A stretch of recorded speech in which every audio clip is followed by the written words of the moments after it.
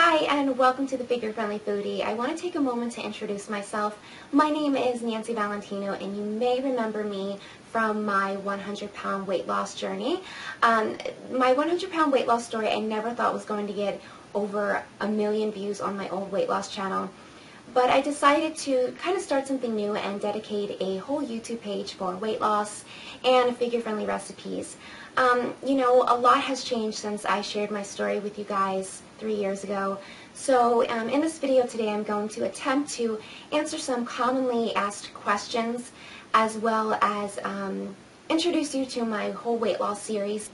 I am the author of a couple of ebooks. Embracing the Change was my big bestseller here on YouTube, as well as Maintaining the Change. And I've actually written a cookbook as well, and I'm going to get into that a little bit later in this video. So this is a big year for me. This is about year 5 in my journey of maintaining.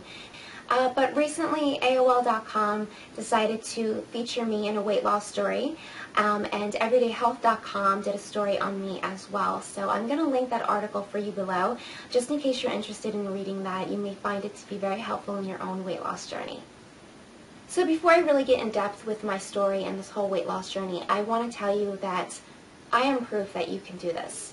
You can do this without family, friends, any support, money. You don't have to have money to, go through a weight loss transformation like this. You can do this, and, along the way, in my weight loss series, I'm going to show you how to do this, and I hope you guys will stick around and enjoy the channel and enjoy everything that the Figure Friendly Foodie has to offer. I'll give you a very condensed background of my story because, again, I believe that things that happen when you are younger really affect who you are and who you are going to be, where you're kind of going in life.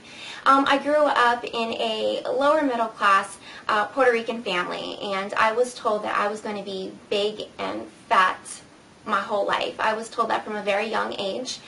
In my family, nobody really cared about calories and fat. We didn't live this life of, eating healthy. Never even knew what that was until I was in my early 20s and on my own weight loss journey. But I had no idea about portion control, calories, fat, any of that stuff. And more specifically, growing up in a Puerto Rican family, we were eating all these foods that were not so healthy for you. And when we'd go over to my grandparents' house, you had to finish the food in front of your plate because that was out of respect. Like, you always finished what your grandparents gave you. And even like on Easter or Christmas or a holiday, you went to all the grandparents' house, everybody's house, and everybody had food, and you had to eat it because you didn't want to be disrespectful. And that mindset kind of carried over with me throughout the years, even when I wasn't in a setting where I had to finish my food or my grandparents would be upset. So that was something that always kind of, I would say that is something that really definitely got me into trouble along the way. In high school, I enjoyed the fine art of dining out. Something that's quite interesting is my boyfriend, now husband, we met when I was about 15, and he introduced me to the fine art of dining out, restaurants, malls, going to the movies, and yeah, I had never been to a restaurant or anything like that, and I discovered the Caesar salad, and I would say Applebee's chicken Caesar salad was one of my major downfalls. I remember getting extra dressing. My salad would be so snow white, you could not see any sort of grain on the actual plate. I remember going to the movies and just pigging out. Like, I just felt like I had this free reign because my husband was or my boyfriend at the time, now husband, was introducing me to this whole new life. I'd never known that food could be this good, and I've always been someone with a hearty appetite. So it was about this time that I started to gain weight. In about 2.5 short years, I gained 60 pounds. By the time I was a senior in high school, I was almost 200 pounds and barely recognizable. But I didn't think I had a problem at that point. My unhealthy eating habits caused kidney stones along the way. I was lethargic all the time and constipated constantly. And let's just be honest here, everybody poops, I'm just saying. First time I realized that I was fat was a moment that I will never forget. I had just gotten married, and we were sharing our wedding photos with family members and such, and I remember a family member, we heard through the grapevine that my mother-in-law was cracking jokes with the rest of the family, calling me a fat cow and saying I was so fat that I could carry my husband over the threshold, and that was probably one of the most hurtful things. I mean, my mom had always cracked jokes about me looking so fat I looked pregnant and stuff. But when it was actually, which that did hurt, but on my wedding photos, I think that was one of the things that just hurt my heart so much. And to this day, I can't even put the pictures out because I am so ashamed, but it made me look at myself and say, you know what? Yeah, I am pretty big. You know, looking at pictures before I met my husband, I was, you know, a pretty thin girl, but, you know, unhealthy eating habits caught up to me. And while the pain did eventually fade, I am so thankful that I did have that hurtful moment in my life, because really, if you think about it, it was a blessing in disguise. I had to find out through a really cruel way, but you know what? I was fat, I was unhealthy, and I needed to do something about it, but I had no idea what to do. Again, I didn't know how to work out. I didn't know how to eat right. I would say, okay, well, let's just go to a restaurant and I'll get a salad, but then I would still get the creamy dressings. I would, you know, get a chicken quesadillas because it wasn't a burger. You know, all these unhealthy options that I thought were good because I didn't know. I even had a stint with diet pills, and I'm going to refer you to my video where I talk and discuss my experience with diet pills and give you guys my thoughts. You can find that right here. Shortly after I got married and, you know, I found out there were jokes about me, I was hurt, but, you know, I went on with my life. I was putting myself through college, and I got a job part-time working at a daycare, which did help me to kind of lose some weight.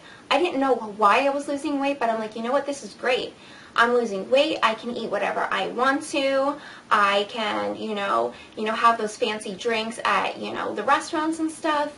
So it was around that time that I was starting to gain again, and I had no idea why. And it was around that time that we also decided to start our family, and I remember saying to myself, you know what, I know we're thinking about having a baby, so, you know, that whole, you know, myth where you could just eat whatever you want. I'm just going to eat whatever I want to, and I'll deal with it after I have my baby. After I had my beautiful baby girl, I was the biggest I had ever been, and I could not fit into a size 18-20, and that really got me scared because I was trying on my pre-pregnancy clothes well after, you know, that water weight and everything goes away. I couldn't fit into anything, and I felt like my life at that point was a nightmare. Around this time, I developed severe postpartum depression, and I went to my doctor to try to see if he could get me on some type of antidepressant. It was around that time that we were in his office, I'll never forget this day, and he's talking in his microphone, giving, I guess, notes about my case, you know, and he said something I will never forget. He said, "Patient is severely obese." And that gutted me because I knew I was fat, you know, but I didn't think I was severely obese. And I remember after that I was so insulted that I did not take the antidepressants, and my anger fueled my motivation at this point. I had no money for a gym or a personal trainer. At this point in my life, I had a newborn, and I was putting myself through graduate school, and I did not have a job because the daycare I worked at decided not to keep me after I had the baby. I had no support, no family. My parents chose not to be involved, and my husband's family didn't want to be involved in our life. So it was just my husband and I, and I can look back at that time as a really scary time, but a very happy time in my life, because at this point I didn't know what to do, so I just decided to, you know, I like to call it, I took advantage of nature's resources. I decided to go to my local park and just start jogging and working up a good sweat. And I remember, and I get emotional sometimes talking about it, because I remember my husband was with the stroller rooting for me on the sidelines, and I remember just being really hot and sweating and just being fueled by anger and being motivated at the same time. You know, I do not want to be obese. You know, I am not a cow, and I am not so fat that I can carry him over the threshold. And that really helped kind of fuel and mold my motivation. For the first time in my life, I started to see some results, and I remember wanting to take it to the next level. I still wanted to try to eat healthy. So it was around this time that I really educated myself on food, because that is such a big part of it. Diet is important. Exercise is important, I should say, but diet is really important too. Both of them go hand in hand and really make for a successful and long-term success story. So I remember really being appalled at the things I was eating and putting into my body and portions. I started to really educate myself and learn, and I kept a food journal. I would, find recipes on TV, and I would write them down. I remember having this big binder, and I still have it to this day. And I thought to myself, you know what? There's not a lot of healthy options. Around this time, restaurants weren't doing, nutritional info. They weren't giving that information out. So I decided, you know what? Going out to eat, dining out, is a waste of money. Again, I was still putting myself through grad school, strapped on cash with a newborn. So I decided to make my own figure-friendly recipes. And I looked at this whole philosophy, or this whole journey, as a philosophy. Total mind, body, and soul makeover. It was not dieting. I have to say that to you. That's something big. I did not diet my way through a 109-pound weight loss journey. I made a life change, a commitment, and I was motivated. And you have to ask yourself, how bad do you want this? During the whole journey of me sharing, my 100-pound weight loss video on YouTube, I've gotten thousands of emails and comments, questions, and one of the most negative aspects of this whole thing are people saying you need to eat a sandwich, or you need to go eat a hamburger or something. And to that I have to laugh, because I have dessert every night. I never go hungry. I have hamburgers, lasagna, ice cream, cake, cheesecake. I eat everything. I prepare my own meals, and I think that's important, and we're going to go into that in a future video about that. This is a whole series on maintaining a weight loss plateau, diet pills. We're going to discuss it all. It's the figure-friendly versions of my food. I really feel like it set a foundation. It totally changed my life. I never feel like I have to cheat. We're going to be doing a video on cheating. Please see my video on cheating. I don't cheat, and I feel totally guilt-free every time I put something in my mouth. I prepare a lot of my things, and I don't miss not going, dining out and stuff. People talk, loose skin has been one of the biggest questions, and I kind of saved one of the biggest questions for last. Yes, I do suffer from loose skin. I do suffer, you see my bikini picture, and a lot of people say, I refuse to believe that's you. Well, it is me, and I am so blessed and grateful that the loose skin that I have is easily concealable under my panty line or bikini. It goes all the way down where the southern region is, if you know what I mean. It's loose, it's wrinkly, it's soft. No matter how much, cardio I do or ab work I do, it's soft skin. It's not going to go away. It needs to be surgically removed.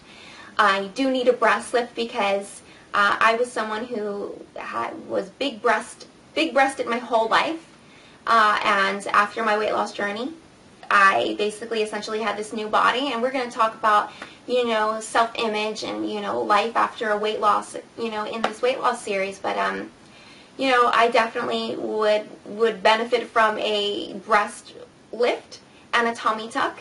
So I hope you guys will join me, in this whole weight loss series, and I hope that my story and these weight loss videos and discussions and motivational videos will really aid you in your own weight loss journey. Whether you're looking to lose 5 pounds or 50 pounds, 100 pounds and above, I really hope that, you can pick up some tips and tricks along the way.